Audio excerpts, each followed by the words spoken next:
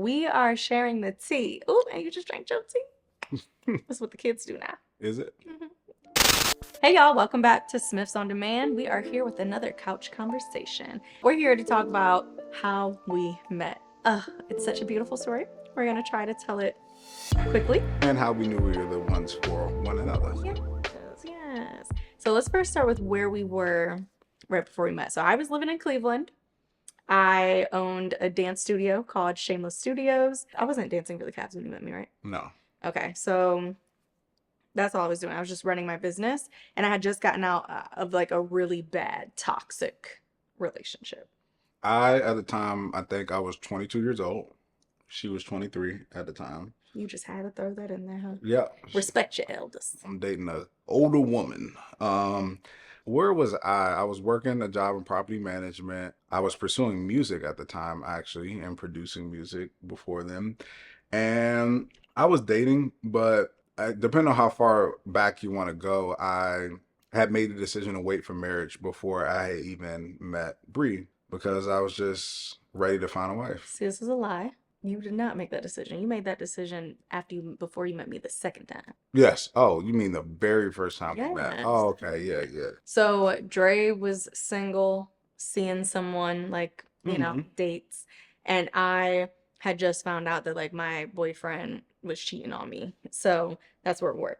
Now, at this point, we have been together for 8 years, married for 4, and we waited for marriage for the other 4. That means no sex, y'all. So go check out our video. We waited for marriage, no sex while we lived together. But we had a mutual friend. So I'm going to share how it happened on my end, and then Drake can share how it happened on his end. So basically, my friend Jordan, who I met very briefly at North Carolina A&T when I went there for my freshman year, she hit me up out of nowhere and was like, I met this guy and I feel like he's your husband. And I was like, girl, he live all the way in DC. Yeah, he looked nice, right? I saw his little abs, his little beard. I'm like, okay, he cute. And at that time, y'all, I was a toxic shawty. I loved me a gangster, okay? If he wasn't selling drugs or secretly doing some stuff, I wasn't checking for you. It was so bad. Like, he seems like such a nice guy, but like not my guy, right? So that was how I received it. So I met Jordan. My cousin Tyrell had went out on Labor Day of 2017. I remember it. And he went to a bar called Mad Hatter in DC.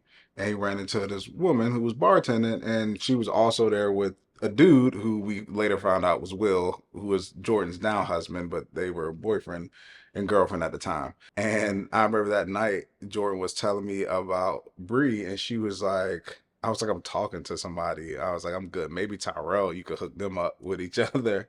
And I was like, I'm good. But she was like, she's so cool. She has her own business and she does this and she does that. And I'm just like, oh, okay, cool. She sounds like a nice lady. Saw the Instagram, was like, yeah, she's cute. She's cute. But like, My Instagram back then was so trash. but I was like, she's cute, but now I'm good. I'm talking to somebody. And then we got to the point to where I think not she invited you down. You were already coming down because you had an obligation to fulfill. But you were coming down I there the didn't have next. court dates then. Yeah, you did. That's why you came down. Really? Yes. All right, so brief, we're gonna make this real quick. I was charged with a felony for assault to like 6 different police officers a few months prior when I was in DC in Adams, Morgan. So I had to keep coming back and forth for like court dates. So that's what Jerry's talking about. But she does not have a felony. You have to always make that clear. Oh, yeah, no, I made lots of money and had a really good lawyer, and I am not a felon. I remember Jordan being like, oh, so like Dre and Tyrell are gonna come out with us. And we got really, Tossed. really We went to a tossed. place called Bar 7 in DC. That was a while back.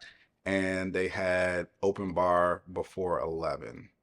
And you know, when you young, you ain't buying You drinks know, at the we ain't bar got for money real. like that. So we was like, so Everybody going to get a we shot. got there at 10:45. My goal was like, all right, I'm gonna have a one night stand with this guy because up until this point, I was in relationships. I wasn't out here. I never had a one night stand. And I was just so hurt by the stuff with my ex that I'm like, I'm never gonna see this guy again. I should just have like random drunk sex with him and never talk to him again. Like that was my that was the headspace I was in. So that was my only goal. However, I ended up not, I didn't catch feelings for him. I more so like my feelings were hurt because that night he stayed with me at Jordan's aunt's uncle's townhome and we fooled around and did whatever. Jordan said she walked in on like a situation. I don't remember it at all. I remember waking up and being like, what did I do?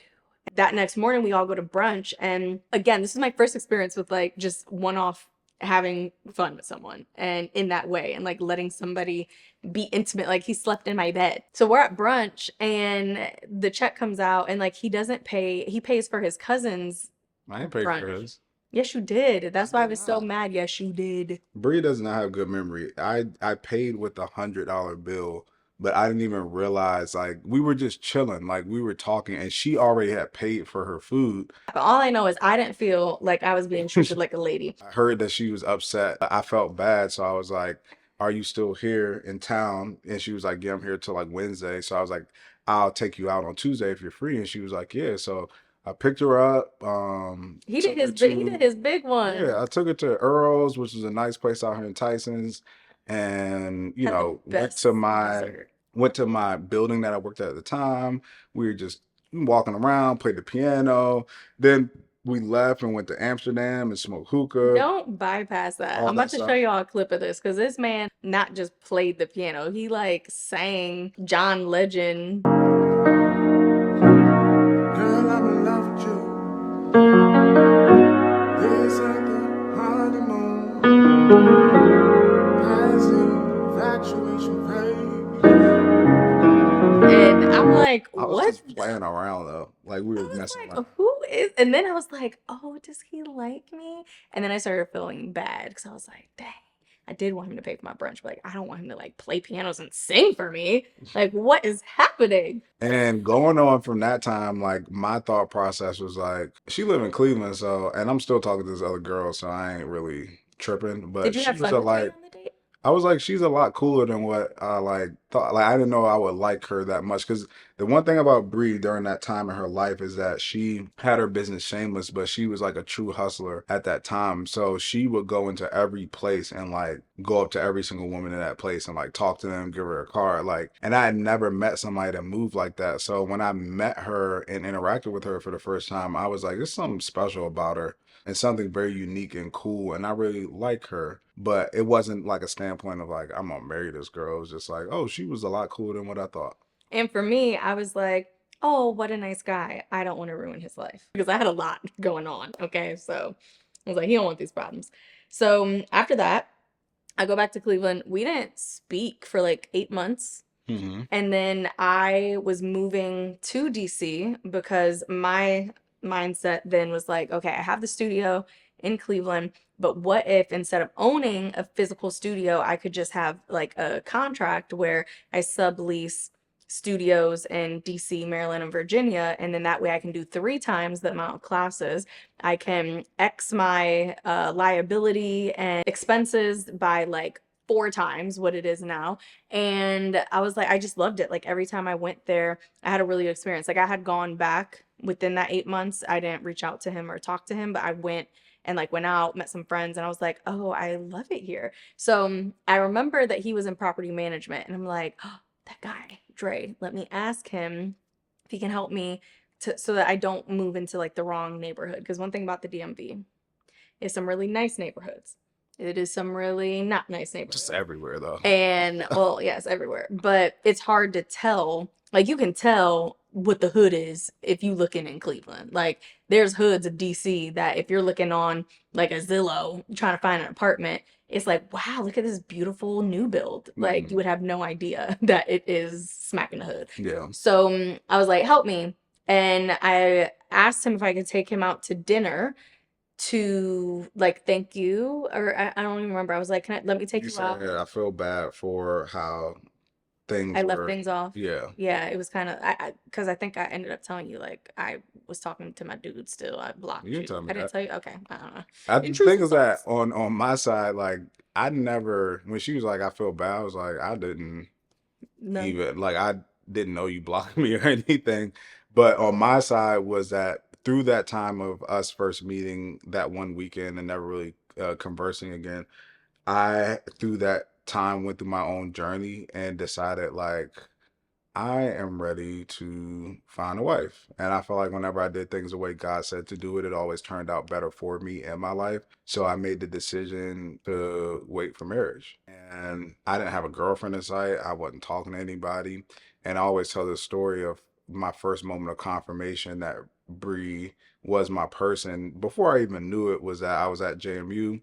I ran into a girl I used to have sex with in college all the time. And right on time, at 1 o'clock, she hit me up and was like, "You trying to come over?" And I was like, Mhm. "Nah." And she was like, "Why?" I was like, "I'm waiting for marriage." She was like, "You doing that for Lent?" I was like, "No, I'm actually waiting for marriage." And then in that moment, although she was very convincing on why I needed to come over there, was laying on my friend Lindsay's couch and I was like, "Wow, like I'm really doing this. Like I'm really actually doing this. Like I'm really committing to this because this was easy. Somebody safe. Somebody I know it's going to be a great time. Not risking anything, but I forego that experience because I made this commitment. And then the next day, this girl that I met once from Cleveland, Ohio, texted me and was like, "Hey, I don't know if you remember me. It's Bree. I'm moving to DC. I was wondering if we could do dinner." So after I said no, the next day I get a text from Bree saying like, "I Who don't know if you ended up remember me." being your wife? Exactly. And then we went on our first date. Well, I wouldn't, would we even call that a date? We went out, right? Well, I paid the And tab. I would call it a day. It was expensive. I we was like, I don't be doing stuff like that. went to Bus Boys and Poets, but she cried and everything on the thing. But I think that's the moment. I think when we first met, she didn't really see me for who I was. She saw me for what I could do for her in that moment. But I think that second go around, she actually saw me and saw the type of person that I was and was like, "Oh, this is a really good man." And I can't speak for you, but No, and no, that's true. But the difference too was the first time we met, I was in a space where I was actively kind of destroying my life. Like I was making bad decisions. I didn't have the greatest self-confidence. I didn't have a good relationship with God. I was just like kind of lost in the sauce and in a head space of like what can you do for me? Not just for him, but anybody. Like if you can't do anything for me, like what are we talking yeah, about? she was very I was much in in a that very mindset. selfish, self-preserved just Yep. space. The second go round, he was able to experience a different version of me because I was in a space of undoing all of the bad decisions. I was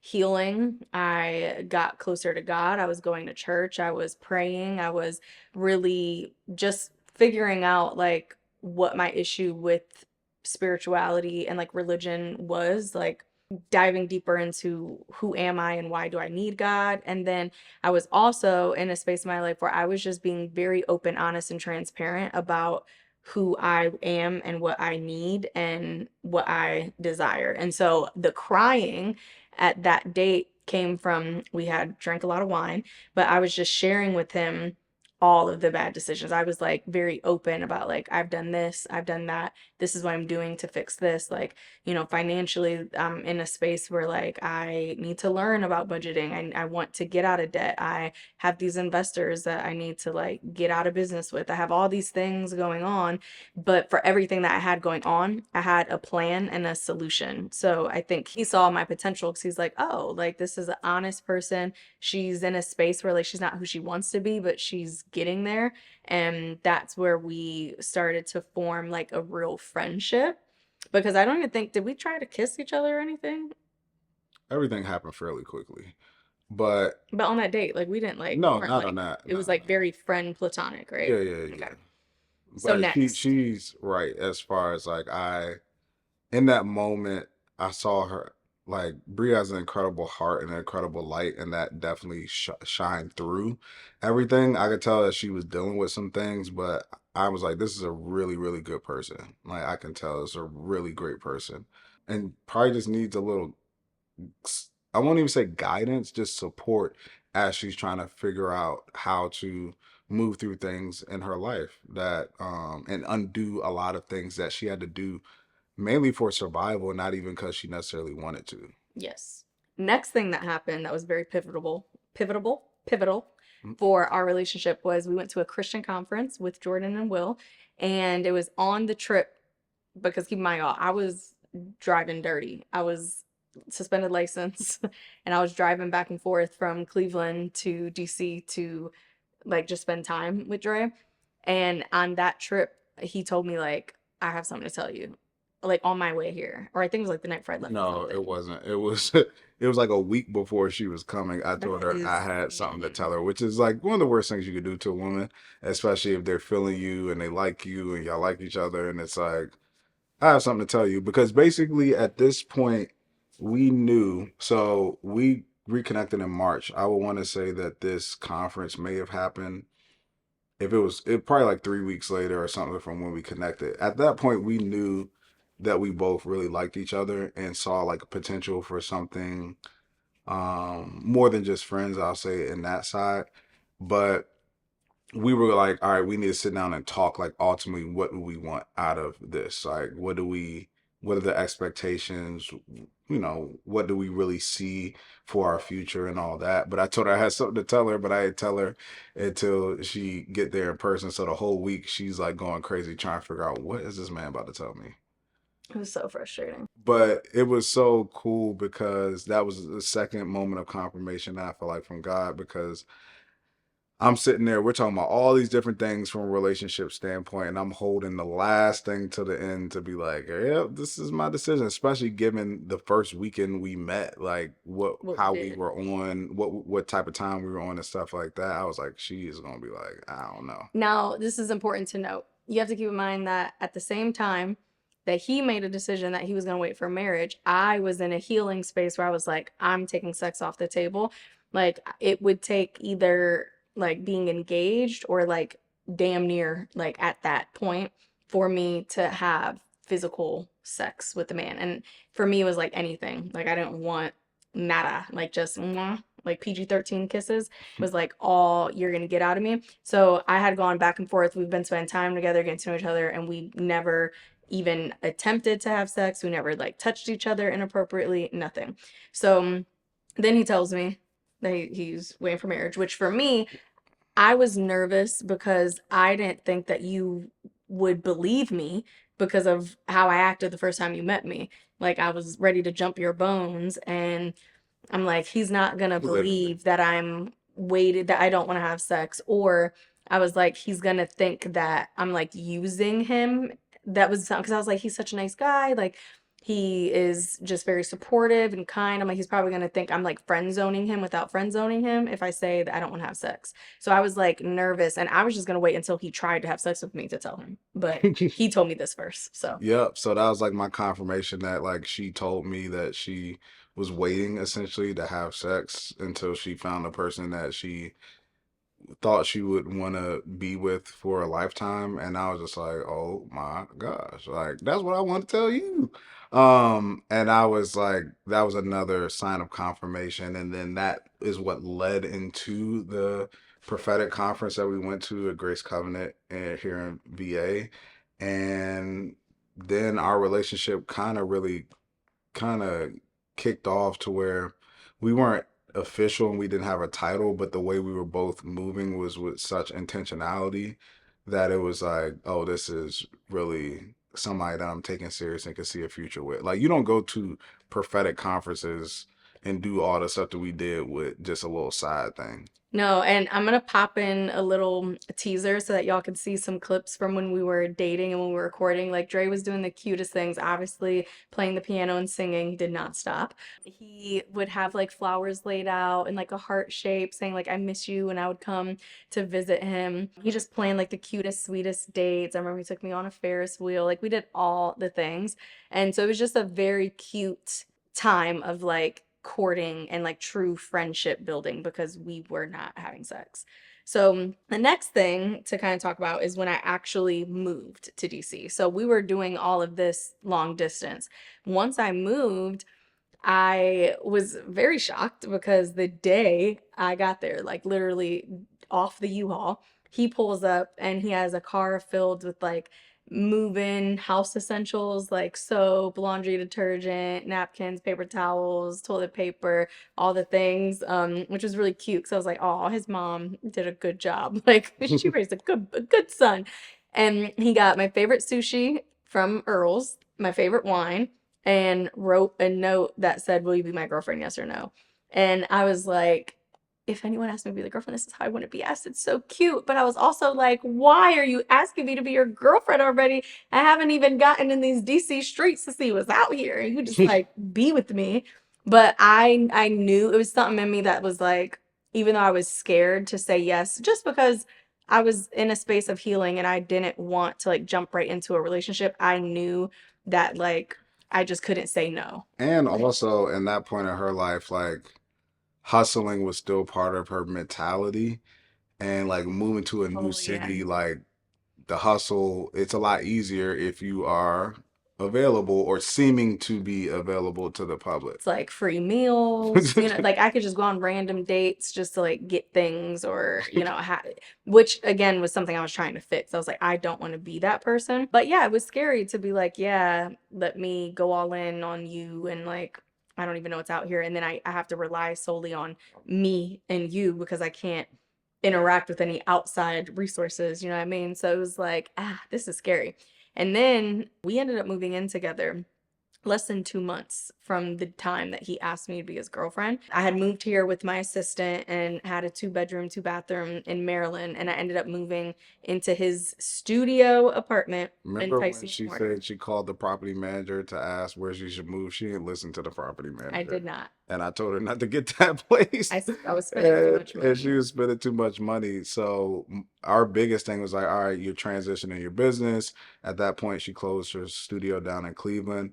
And I was like, while you get back on your feet, you can just move in with me. Like the room, everything's already covered. You just pay for whatever your expenses are.